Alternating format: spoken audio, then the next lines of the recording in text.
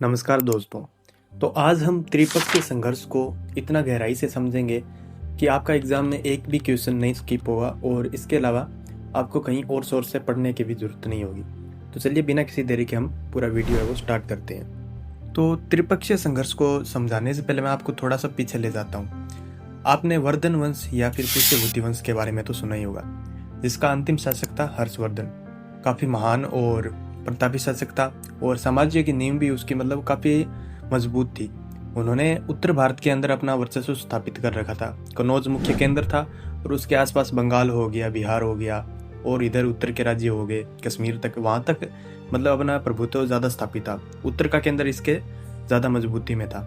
लेकिन जैसे ही हर्ष की मृत्यु हुई तो उत्तर भारत में एक तरह से राजनीतिक विकेंद्रीकरण है वो शुरू हो गया था। क्यों? क्योंकि हर्ष का एक तो कोई उत्तराधिकारी नहीं था और उत्तराधिकार ना होने के कारण जो छोटे छोटे राजा थे आसपास के, जो जिसके अधीन किया हुआ था हर्षवर्धन ने, वो सभी अपने आप को स्वतंत्र घोषित करने लगे। जैसे कि मैं आपको कुछ राजाओं के नाम भी बताता हूँ। असम, या फिर उस समय हम इसको कामरूप बोलते थे, इसका शासक था भास्कर वर्मा।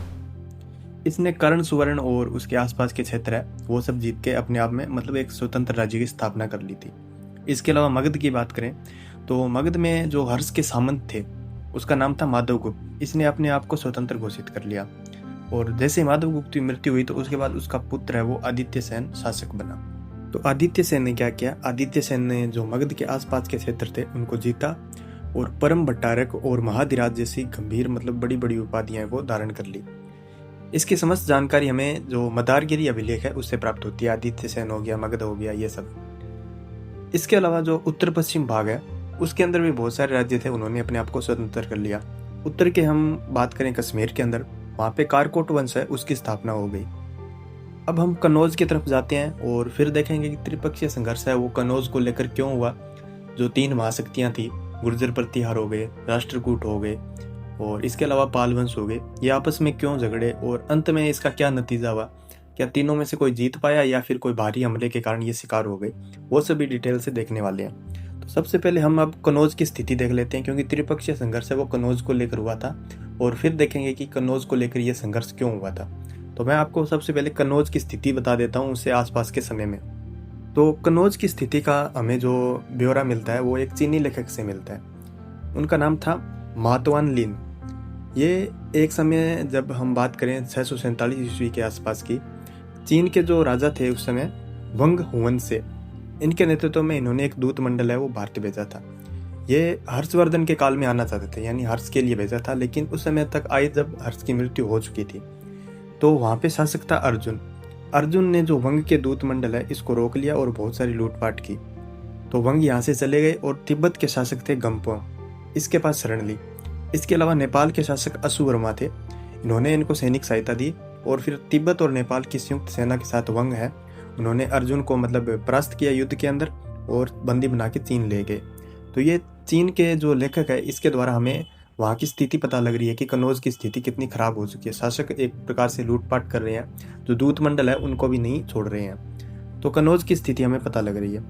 आगे के 75 वर्ष है वो, उसके बारे में हमें कोई जानकारी नहीं मिलती। तो हम मान सकते हैं कि कन्नौज का इतिहास है वो एक प्रकार से अंधकार में बना हुआ है हर्ष की मृत्यु के बाद। 75 वर्षों के बाद लगभग थोड़े से समय में एक शासक का हमें पता चलता है, उसका नाम था यशोवर्मन। ये काफ़ी प्रतापी शासक था और हर्षवर्धन के बाद कन्नौज के अंदर एक प्रकार से बढ़िया शासक इसको माना जाता है। यशोवर्मन ने क्या किया? यशोवर्मन ने सबसे पहले तो राजनीतिक अराजकता फैली हुई थी उस सबको समाप्त किया। इसका शासनकाल लगभग 725 ईस्वी से लेकर 752 ईस्वी के बीच माना जाता है।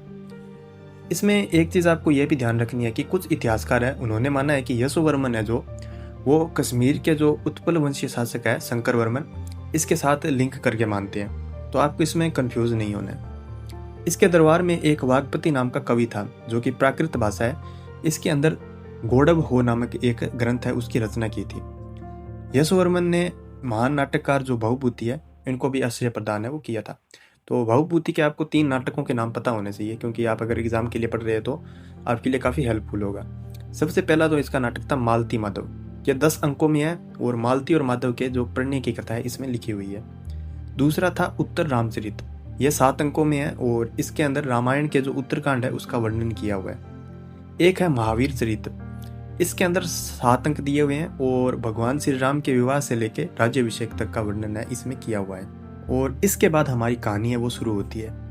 यशोवर्मन की जैसे ही मृत्यु हुई तो जो भारत की 3 महाशक्तियां गुर्जर प्रतिहार, पाल वंश और राष्ट्रकूट, इन तीनों में अब संघर्ष की स्थितियां देखने को मिलेगी कन्नौज को लेकर। कन्नौज को लेकर क्यों हुआ, उसके लिए हम त्रिपक्षीय संघर्ष है उसके कारणों को देखते हैं। तो सबसे पहला कारण तो ये है राजनीति, यानी कन्नौज है वो राजनीति का सर्वोच्च बिंदु था। वहाँ के आसपास की आप स्थितियां देखोगे तो व्यापार भी बहुत होता था। इसके अलावा गंगा हो गया, यमुना नदियां हो गई आसपास, तो उसके कारण ये कन्नौज की स्थिति है वो काफ़ी इंपॉर्टेंट थी।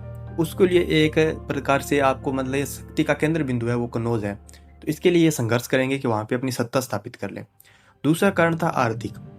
यह क्षेत्र आर्थिक रूप से काफ़ी समृद्ध था। क्योंकि आपको देख सकते हैं उपजाऊ ज़मीन है, सब कुछ चीज़ें, कर भी बहुत मिलेगा। तो ये शक्तियाँ नदियाँ हो गई और दूसरे क्षेत्र हो गए, इन कारण यहाँ पे अपना वर्चस्व है वो स्थापित करना चाहते थे। तीसरा कारण आपको पता ही है, जो कन्नौज के शासकों का मैं बता रहा हूँ। यशोवर्मन प्रतापी था थोड़ा, लेकिन ये तो समाप्त हो गया, मतलब इसकी मृत्यु हो गई। उसके बाद कोई शासक ही नहीं है, सब कुछ कमजोर शासक है एकदम। तो वहाँ पे मतलब दूसरी शक्तियाँ अपना प्रभुत्व स्थापित करने की कोशिश तो करेगी। एक और बात बताऊँ मैं, जो आयुध वंश के शासक है, जो वज्रायुध हो गए, चक्रायुध हो गए और इंद्रायुध हो गए, ये कन्नौज में मतलब अपनी जो स्थिति है वो मजबूत करना चाहते हैं। जैसे ही यशोवर्मन की मृत्यु हो गई तो जो इसके अंदर वज्रायुध है वो शासक बना था। उसके बाद जो चक्रायुध और इंद्रायुध है, ये दोनों वज्रायुध की मृत्यु के बाद शासक के लिए एक दूसरे से लड़ने लगे। तो जो पाल वंश के शासक थे धर्मपाल, इन्होंने इंद्रायुध को शासक बना दिया और चक्रायुध है इनको भी शासक बना दिया, इन दोनों को बना दिया। और पाल वंश है एक तरह से इनके अंदर हस्तक्षेप करने लगा और कन्नौज के अंदर अपना प्रभुत्व है थोड़ा सा स्थापित कर लिया, आंशिक रूप से।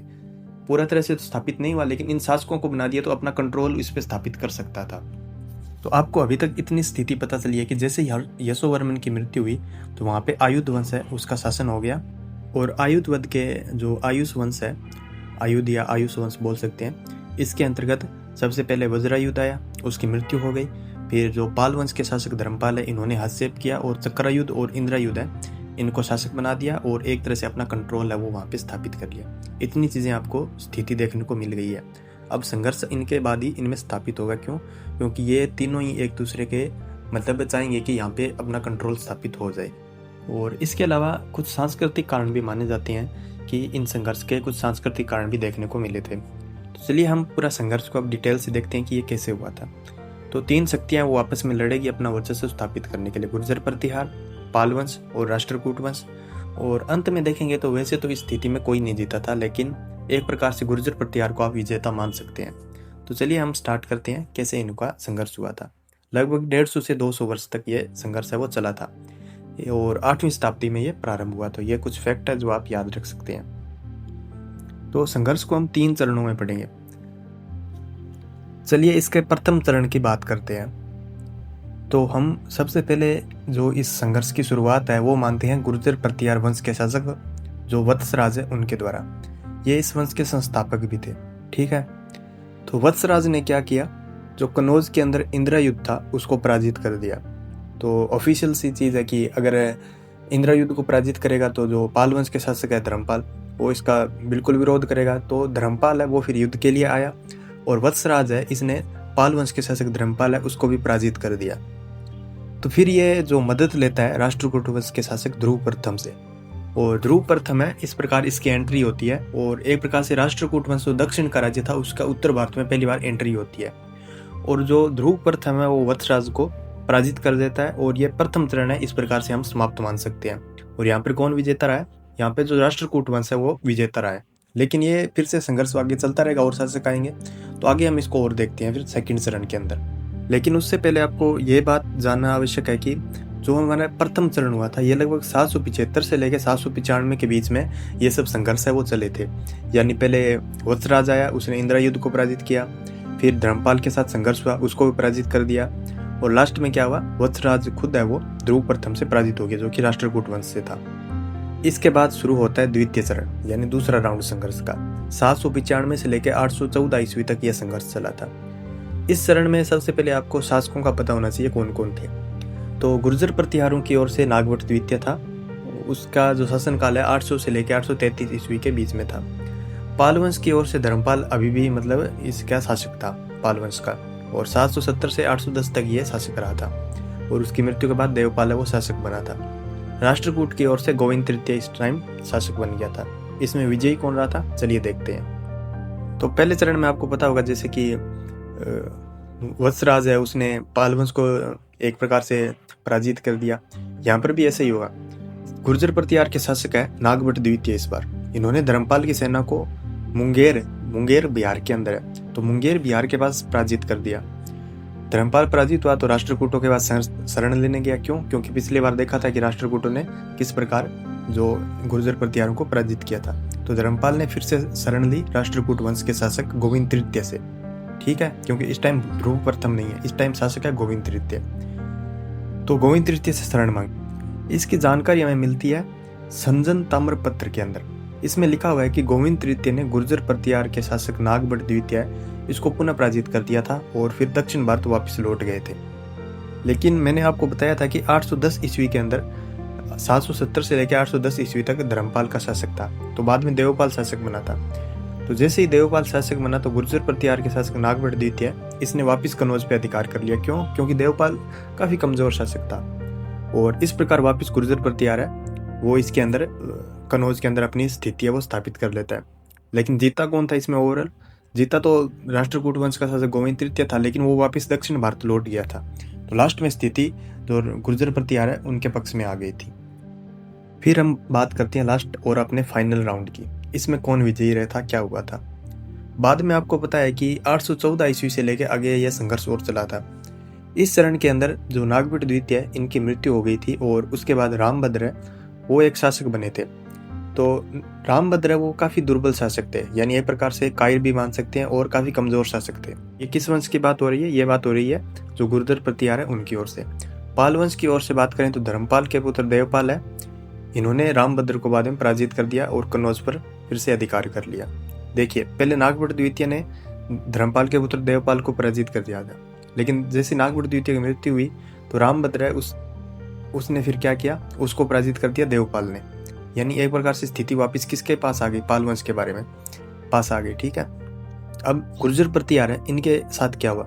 जैसे रामभद्र था ये काफी निर्बल था, कमजोर था, उसके बाद शासक कौन बना?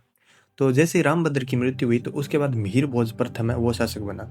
और आपको पता होगा कि मिहिर भोज है वो काफी प्रतापी राजा था।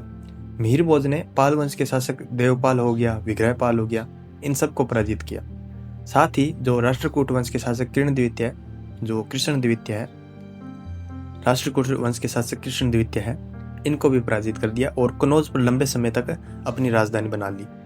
880 ईस्वी के आसपास पाल वंश के शासक नारायणपाल और राष्ट्रकूट के शासक थे कृष्ण द्वितीय। इन्होंने फिर मिहिर भोज है इसको पराजित कर दिया। मिहिर भोज ने नर्मदा के तट पर जो कृष्ण द्वितीय है इसको पराजित करके मालवा पर अधिकार कर लिया और अपनी पराजय है उसका फिर बदला लिया था। यहाँ पे एक फैक्ट और आपको ये भी बता दूं कि जो मिहिर भोज है इसको भोज प्रथम भी कहते हैं। ये वैष्णव धर्म का अनुयायी था और खुद को विष्णु जो भगवान विष्णु है उनका अवतार भी मानता था। और ये मिहिर भोज है इसने आदि वराह की उपाधि भी धारण कर ली थी और इसका उल्लेख हमें ग्वालियर अभिलेख है इसके अंदर मिलता है। इसके अलावा ये प्रभास की उपाधि भी धारण किया हुआ था। मिहिर भोज के बाद में महेंद्रपाल और महिपाल इस संघर्ष में विजयी रहे थे और गुर्जर प्रतिहार है इस वंश के मतलब शक्तिशाली व्यवस्था है वो वहां पे स्थापित कर ली थी और इस प्रकार कनौज में इनका आधिपत्य हो गया था। लेकिन ये लंबे समय तक नहीं रहा था। फिर आया 963 ईस्वी का काल। उस टाइम राष्ट्रकूट शासक थे जो कृष्ण तृतीय, इन्होंने भारत पर वापस आक्रमण किया, उत्तर भारत पर, दक्षिण से उत्तर भारत पर, और गुर्जर प्रतिहार है इनको पराजित किया और इसी तरह गुर्जर प्रतिहार वंश का पतन हो गया। तो हम देखते हैं कि गुर्जर प्रतिहार विजय रहे, लेकिन वो लंबे समय तक रहे। लेकिन बाद में क्या हुआ, इनको पराजित कर दिया राष्ट्रकूटों ने और राष्ट्रकूटों को फिर पराजित कौन कर देगा? मोहम्मद गजनवी है जो महमूद गजनवी 1018 ईस्वी के आसपास वो आक्रमण करेगा और गुर्जर प्रतिहार शासक राज्यपाल है और इसके अलावा 1019 में त्रिलोचन पाल है इनको पराजित करेगा और इसके साथ ही जो गुर्जर प्रतिहारों की उत्तर भारत से सत्ता है वो पूरी तरह से समाप्त हो जाएगी। तो इस जो संघर्ष है त्रिपक्षीय संघर्ष, इसमें एक चीज तो हमें देखने को मिली कि ये तीनों शक्तियां आपस में लड़ी, महाशक्तियां थी, लेकिन संघर्ष करते करते लगभग 200 सालों में इन्होंने अपनी स्थिति एकदम कमजोर बना ली थी। ना पाल वंश के शासक रहे, ना गुर्जर प्रतिहार रहे, ना राष्ट्रकूट के शासक इतने मतलब ताकतवर रहे। तो इनको फिर विदेशी शक्तियां इन्होंने अपना शिकार बना लिया और अंततः इसमें विजयी कौन रहा था? तो हम एक तरह से मान सकते हैं गुर्जर प्रतिहार विजयी रहे थे, क्योंकि कन्नौज के लिए यह संघर्ष हुआ था और कन्नौज पर स्थिति किसकी बन गई थी? लास्ट में गुर्जर प्रतिहारों की बनी थी, लेकिन वो काफ़ी अल्प समय के लिए थी, लंबे समय तक नहीं रहे थे, क्योंकि बाद में महमूद गजनवी ने हमला कर दिया 1017 के आसपास, 18 के आसपास, 1018 और 1019 में किया था, और इस तरह से गुर्जर प्रतिहारों का पूरी तरह से पतन हो गया। और इसी के साथ ही यह त्रिपक्षीय संघर्ष भी हमें समाप्त देखने को मिलता है।